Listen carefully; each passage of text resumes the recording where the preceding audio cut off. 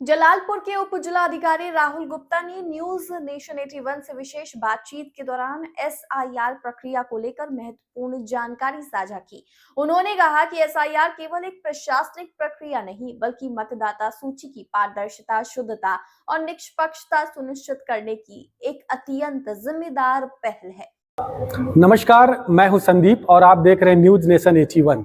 इस समय अंबेडकर नगर जलालपुर तहसील में एसआईआर का काम एकदम युद्ध स्तर पर चल रहा है और आज हम तहसील परिसर में वार रूम में आ चुके हैं। एसआईआर को लेकर के जो वार रूम बनाया गया है, आप देख सकते हैं यहाँ पर लगे हुए हैं और लगातार काम चल रहा है और एसआईआर को लेकर यहाँ पर कर्मचारी लगे हुए हैं और दिन रात एक कर दिया गया है और बहुत ही युद्ध स्तर पर काम किया जा रहा है। लगातार आप वार रूम में देख सकते हैं, यहाँ पर काम चल रहा है और कंटिन्यूअस बैक टू बैक लगातार कर्मचारी काम कर रहे हैं और युद्ध स्तर पर काम कर रहे हैं और बहुत ही जल्द जो है जो भी मानक है उसको पूरा करने का प्रयास किया जा रहा है। और इसको लेकर के उप जिला अधिकारी महोदय से हमने बातचीत किया है और उन्होंने विस्तृत जानकारी साझा करते हुए न्यूज नेशन 81 से जानकारी दिया है। आइए आपको दिखाते हैं उप जिला अधिकारी राहुल गुप्ता जी ने क्या कुछ एसआईआर को लेकर कहा, पूरा वीडियो। सर, एसआईआर को लेके क्या बताना चाहेंगे लोगों को? पैनिक भी है, लोगों में कंफ्यूजन भी है, लोग क्रिएट कर रहे हैं, हाई भी क्रिएट हो रही है, क्या कहेंगे सर? सबसे पहले मैं 280 जलालपुर विधानसभा का एआरओ एसडीएम मैं सभी वोटरों को नमस्कार करता हूं और एसआईआर के विषय में मैं कुछ बातें बताना चाहूँगा, कैसे फॉर्म भरना है और कैसे लोगों के बीच जो थोड़ी सी भ्रांतियां हैं, थोड़े से कन्फ्यूज़न हैं, उन कन्फ्यूज़न को कैसे दूर किया जाए। तो सबसे पहले मैं आपको यह बताना चाहूँगा कि आज़ाद भारत में कम से कम इससे पहले 8 बार एसआईआर की प्रक्रिया हुई है। लास्ट बार 2003 में एसआईआर की प्रक्रिया हुई थी और इसके माध्यम से वोटर सत्यापन का कार्य हो रहा है और वोटर लिस्ट को हम लोग शुद्ध करने का एक पहल की गई है निर्वाचन आयोग के द्वारा। इसके क्रम में हमारे जो बीएलओ हैं वो घर घर जाके एक एक वोटर का गणना प्रपत्र उनको दे रहे हैं और उस गणना प्रपत्र में मैं आपको दिखाना चाहूँगा। ये जो गणना प्रपत्र है, इस गणना प्रपत्र में 2025 की वोटर लिस्ट के अनुसार उस वोटर का डिटेल फ्रंट लाइन में छपा हुआ है। थोड़ा सा अगर आप नज़दीक दिखाना चाहेंगे तो इसका डिटेल इतना आसान तरीके से बनाया गया है कि कोई भी व्यक्ति सिंपल इसको पढ़ के जो इसमें डिटेल मांगी जा रही है उसको पढ़ के वो भर सकता है। जैसा कि सबसे पहले आप देख रहे हैं इधर बाएं साइड में निर्वाचक का नाम है, उसकी भाग संख्या, उसका एड्रेस है। उसके बाद से बीच में एक क्यूआर कोड स्कैनर है जिसको बीएलओ भरवाने के बाद अपने ऐप के थ्रू इसको स्कैन करेगा और स्कैन करने के बाद उसके जो बाय डिफ़ॉल्ट जो 2025 का डेटा है वो ऑटो फिल हो जाएगा। उसके बाद वोटर का वर्तमान फ़ोटो है। हाँ, अगर कोई व्यक्ति अपने जो करंट फ़ोटो से असंतुष्ट है, यानी वो अच्छा फ़ोटो लगाना चाह रहा है, करंट का फ़ोटो लगाना चाह रहा है या फिर उसका फ़ोटो किन्हीं कारणों से मिसमैच है, यानी अगर उस व्यक्ति का नाम रमेश है और फ़ोटो महेश का लगा हुआ है तो वो अपना फ़ोटो यहाँ चिपका देगा तो उसका फ़ोटो अपडेट हो जाएगा। या उसका फ़ोटो तो लगा है लेकिन उसका फ़ोटो मतलब ब्लर्ड है या फिर धुंधला उसका फ़ोटो दिख रहा है तो वो भी अपना फ़ोटो चेंज करने के लिए अपना फ़ोटो चिपका के जब बीएलओ आएगा तो डिटेल भर के वो वापस कर देगा। तो ऐप के थ्रू जब बीएलओ इसको अपडेट करेगा तो सारी चीज़ें उसकी अपडेट हो जाएंगी। इसके बाद इसके नीचे जब हम आएंगे तो सिंपली जन्म तिथि लिखी गई है, ये वोटर की जन्म तिथि इसमें भरनी है। फिर आधार संख्या, मोबाइल नंबर, पिता या अभिभावक का नाम यानी उस वोटर के पिता का नाम, उस वोटर के पिता का इपिक संख्या 2025 के अनुसार, फर्स्ट कॉलम में 2025 के अनुसार भरेंगे। फिर माता का नाम, फिर माता की इपिक संख्या 2025 के अनुसार, फिर पति या पत्नी का नाम जैसी स्थिति हो नाम लिखेंगे, फिर पति या पत्नी जैसी स्थिति हो 2025 के अनुसार इपिक संख्या। अब चूंकि एसआईआर की जो सारी प्रक्रिया है उसका जो उद्देश्य और प्रक्रिया जो निर्धारित की गई है 2025 के वोटर का सत्यापन, चूंकि लास्ट एसआईआर 2003 में हुआ था तो 2003 की वोटर लिस्ट में जिन वोटरों का नाम है वो उन्हीं वोटरों के माध्यम से हम वर्तमान वोटरों का सत्यापन करेंगे। तो ऐसे में 3 स्थितियां आएंगी। पहली स्थिति ये आएगी कि जो व्यक्ति 2025 का वोटर है उसका नाम 2003 में भी हो, तो सिंपली जिसका नाम 2003 की वोटर लिस्ट में भी है वो बाएं कॉलम वाला जो डिटेल है वो भरेगा। इसमें निर्वाचक का नाम है यानी उसका, उसकी इपिक संख्या, उसके संबंधी का नाम यानी उसके पिता का नाम, उसकी माता का नाम भी हो सकता है, उसके दादा या दादी का भी नाम हो सकता है संबंधी में। फिर संबंध जो पिता पुत्र जैसा संबंध हो वैसा उसमें वो फिल करेगा। जिला, राज्य का नाम, विधानसभा निर्वाचन क्षेत्र का नाम, क्षेत्र संख्या, भाग संख्या, क्रम संख्या। ये जो डिटेल है ये 2003 के अनुसार, 2003 के वोटर लिस्ट के अनुसार जो वोटर की डिटेल है वो डिटेल यहां भरी जाएगी। अगर कोई व्यक्ति 2003 का वोटर है वो और ऊपर उसने 2025 का भर दिया और बाएं वाले कॉलम में 2003 का डिटेल भर दिया, इस तरह उसकी डिटेल मैच कर जाएगी और उसका सत्यापन हो गया कि वो 2003 का वोटर था, 2025 का वोटर है और सत्यापन हो गया। अब दूसरी स्थिति ये आएगी कि जैसे मान लीजिए वो व्यक्ति 2003 का वोटर नहीं है। फॉर एग्जाम्पल मैं देना चाहूंगा स्वयं का कि मेरे पिताजी 2003 के वोटर हैं और मैं 2003 का वोटर नहीं हूं।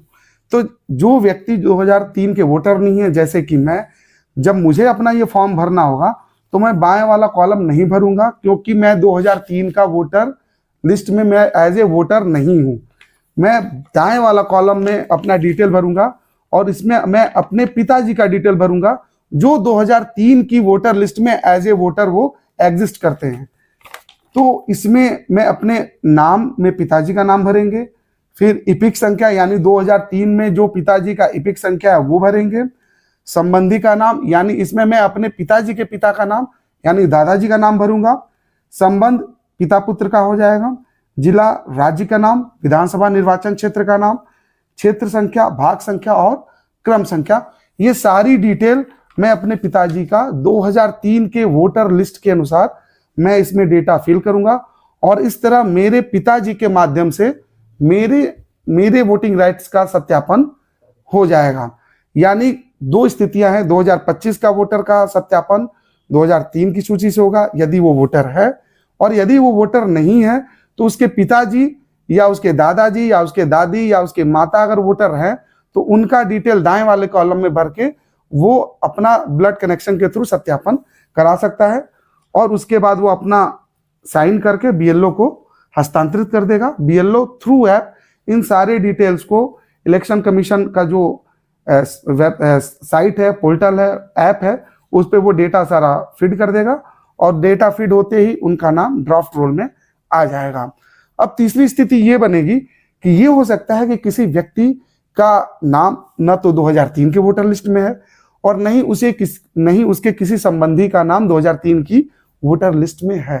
तो इसमें किसी वोटर को घबराने की जरूरत नहीं है, वो सिंपल अपना 2025 वाला डिटेल भर के हमें दे दे और बीएलओ को दे दे सिग्नेचर करके, ताकि मैं उसका नाम ड्राफ्ट रोल में शामिल कर सकूं और फिर एज ईआरओ के माध्यम से उसको एक नोटिस जाएगा और फिर चुनाव आयोग द्वारा 12 डॉक्यूमेंट्स की एक लिस्ट प्रोवाइड कराई गई है। उन लिस्ट में से कोई भी वो अपना डॉक्यूमेंट ईआरओ के समक्ष प्रस्तुत करके अपना वोटिंग राइट का सत्यापन वो करा सकता है। जैसे वो डॉक्यूमेंट प्रोवाइड कराएगा ईआरओ उन पर विचार करते हुए और उस पर युक्त निर्णय लेते हुए उनके वोटिंग राइट्स का सत्यापन कर देंगे। सर, ग्रामीण क्षेत्रों में बीएलओ ग्रामीणों को सही जानकारी नहीं दे पा रहे हैं जिसके कारण एसआईआर में विलंब हो रहा है। हाँ, तो देखिए इस संबंध में मेरा ये कहना है, आपकी बात एकदम सही है कि एसआईआर की प्रक्रिया जो शुरू हुई है इसमें हम लोगों ने व्यापक रूप से सभी बीएलओस को ट्रेनिंग तो दिया ही है। अभी हम लोगों ने सारे प्रधानों को ट्रेनिंग दिया है, सारे कोटेदार को ट्रेनिंग दिया है। इनफैक्ट बृहद स्तर पर यह कार्यक्रम संचालित है, काफी बड़ा कार्य है। तो हम लोगों ने बीएलओ के सहयोग में सहायक अध्यापकों की ड्यूटी लगाई है, हम लोगों ने रोजगार सेवक की ड्यूटी लगाई है, हम लोगों ने पंचायत सहायक की ड्यूटी लगाई है, पंचायत सचिव की ड्यूटी लगाई है। यानी पूरी ग्रामीण मशीनरी, जो एक ग्रामीण स्तर पे जो एक शासन की मशीनरी होती है, वो सारी मशीनरी को हम लोगों ने इस एसआईआर के कार्य में पूरी तरीके से लगा दिया है और सबको विधिवत ट्रेनिंग दे दिया गया है।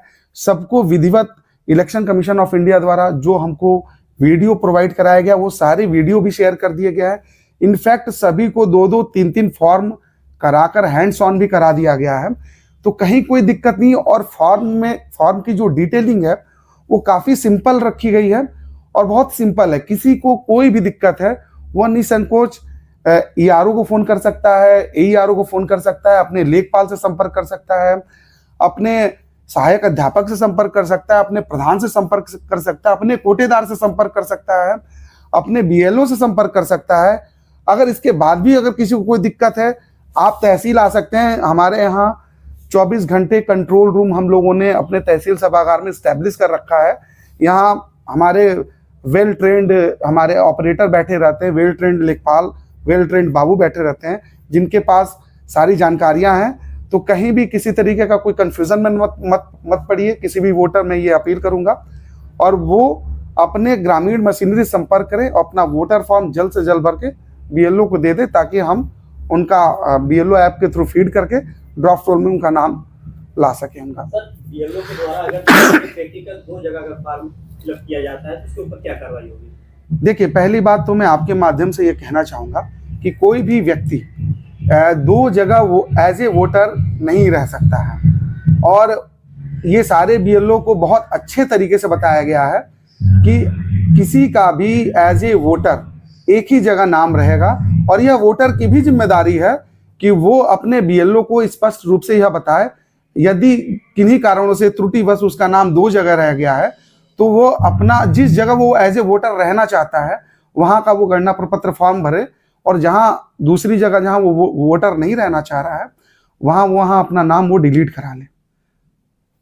जी सर, एक समस्या और आ रही है। गांव में देखा जा रहा है, आप लोग तो काफी अच्छा काम कर रहे हैं और सभी जो सरकारी तंत्र है वो लगा भी हुआ है, लेकिन कहीं कहीं सर भरने को लेकर के समस्याएं आ रही हैं। और अगर जहां पर आपके जैसे टीचर जो लगाए गए हैं, BLO लगाए गए हैं, वो लोग जा करके जब भर रहे हैं वहां तो बड़ा जल्दी हो रहा है, लेकिन अगर कहीं थोड़ी सी जानकारी की कमी है, काफी ये समस्या है, लोग भर नहीं पा रहे हैं। इसके लिए क्या कुछ किया जाए? देखिए, इसके लिए हम लोगों ने काफी जिलाधिकारी महोदय भी ब्लॉक वार सारे लोगों की मीटिंग्स लिए, उन लोगों को ट्रेंड किया गया है।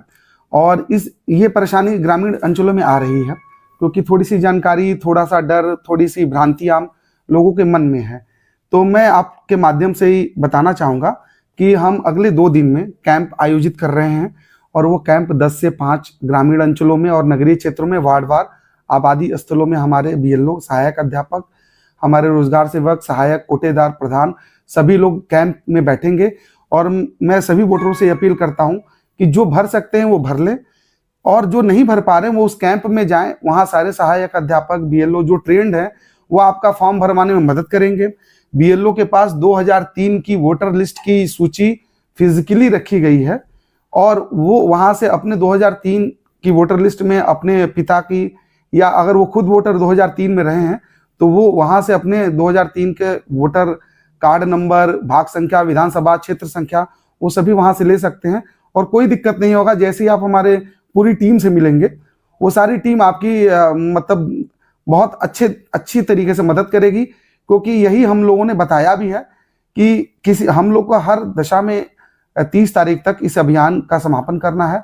और मैं आपको ये बताना भी चाहूँगा कि हमारे यहाँ 4,20,401 वोटर हैं, और हम लोग आज की तिथि 6 बजे तक 1,22,975 वोटर का सत्यापन थ्रू ऐप हम लोगों ने कर लिया है, जो लगभग टोटल वोटर का लगभग 30% है।